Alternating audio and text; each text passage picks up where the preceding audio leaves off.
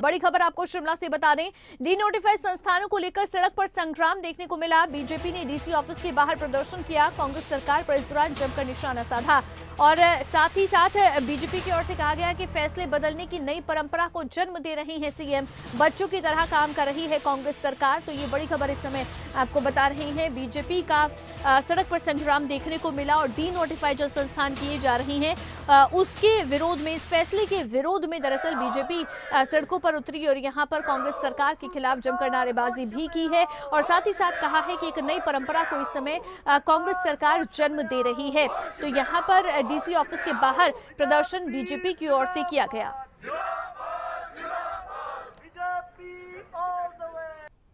वीरभद्र सिंह जी ने 11 अक्टूबर 2017 को जो है वो 21 कॉलेज एक ही ऑर्डर से जो है वो खोल दिए थे, जिसमें से 16 हमने चलाए थे, 3 और जो है उसमें अपग्रेड किए।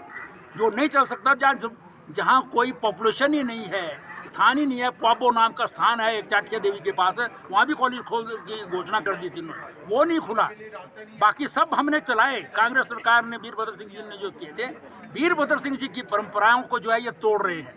वास्तव में जो है वो ये भारतीय जनता पार्टी की नहीं, वीरभद्र सिंह जी जो करते थे, उनकी जो परंपराएं थी, जो काम थे, उनको समाप्त करने पर जो है ये वर्तमान जो है कांग्रेस की सरकार। तो वीरभद्र सिंह जी की परंपराओं को खत्म करने का काम कर रही है कांग्रेस सरकार, ये कहा जा रहा है बीजेपी की ओर से। प्रदीप ठाकुर हमारे साथ शिमला ब्यूरो हमारे साथ लाइव जुड़ गए हैं। प्रदीप, बीजेपी अब सड़कों पर उतरकर प्रदेश सरकार को घेरने लगी है। जिस तरह से नोटिफाई जो किए जा रहे हैं संस्थान, उसके खिलाफ अब बीजेपी ने अपना हल्ला बोल शुरू कर दिया है।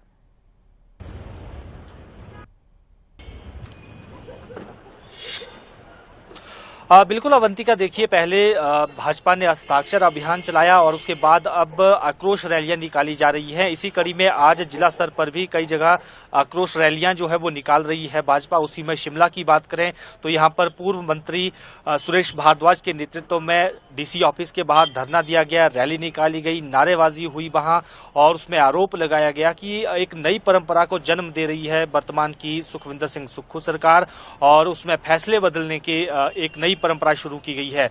हालांकि इसी तरह की आक्रोश रैली कुल्लू में भी चल रही है, जहां पर खुद नेता प्रतिपक्ष जयराम ठाकुर वहां पर मौजूद हैं और इसी तरह से शिमला में सुरेश भारद्वाज ने यहां कमान संभाली और उसमें ये आरोप लगाया है कि जो फैसले लिए गए हैं वो सही नहीं है और इसमें लोगों में गुस्सा है और पूर्व सरकार के समय में अंतिम 6 महीनों में 9 महीनों में जो फैसले लिए थे, कोई संस्थान खोले थे, कोई शैक्षणिक संस्थान खुले थे, कहीं कॉलेज खुले हैं, कहीं एसडीएम ऑफिस खुले हैं, कहीं तहसीलदार ऑफिस खुले हैं, कहीं कानून गो ऑफिस खुले हैं, ऐसे ना जाने बहुत सारे कार्यालय खुले हैं, लेकिन वर्तमान सरकार ने उन्हें डीनोटिफाई कर दिया है। तो इसके ये आरोप लगाते हुए भाजपा सड़क पर इस वक्त प्रदर्शन कर रही है और ये भी कहा जा रहा है कि आने वाले समय में जब बजट सत्र होगा उस दौरान सदन के भीतर भी डीनोटिफिकेशन को लेकर यहाँ पर जो है आरोप लगाए जाएंगे सरकार पर, सरकार को घेरा जाएगा। तो अब देखना यह है कि अब जिस तरह से आक्रोश रैली के जरिए एक माहौल बनाने की कोशिश भाजपा कर रही है उसमें कितना सफल होती है। हालांकि कांग्रेस पार्टी के नेता बार बार ये कह रहे हैं कि जो ये फैसले लिए गए हैं वो पूर्व सरकार ने तब फैसले लिए जब चुनाव नजदीक थे और चुनावी फायदा उसका लेना था, बजट का प्रावधान नहीं किया गया है। ऐसी बातें सत्ताधारी दल की तरफ से कही जा रही है और ये भी कहा जा रहा है कि गुण दोष के आधार पर नीड बेस तरीके से इन संस्थानों को फिर से बहाल किया जाएगा। ठीक है जी अवंतिका। प्रदीप, देखिए बड़ी बात यह भी है कि अब अभी तक हालांकि प्रदेश सरकार जो है, जो नई सरकार है, वो लगातार ये फैसले ले रही है। जो अंत में फैसले लिए गए थे पिछली सरकार की ओर से, उन सबको रद्द करने का काम किया जा रहा है एक तरह से मौजूदा सरकार की ओर से। और अब बीजेपी की ओर से शुरुआत से इसके खिलाफ आवाज उठाई जा रही है, लेकिन अब सड़कों पर उतरनी शुरू हो गई है। तो जिस तरह से आज चाहे शिमला में हो चाहे कुल्लू में हो, बीजेपी के जो कार्यकर्ता या नेता जो सड़कों पर उतरे हैं, कितना दबाव इससे बनता दिखेगा प्रदेश सरकार के ऊपर?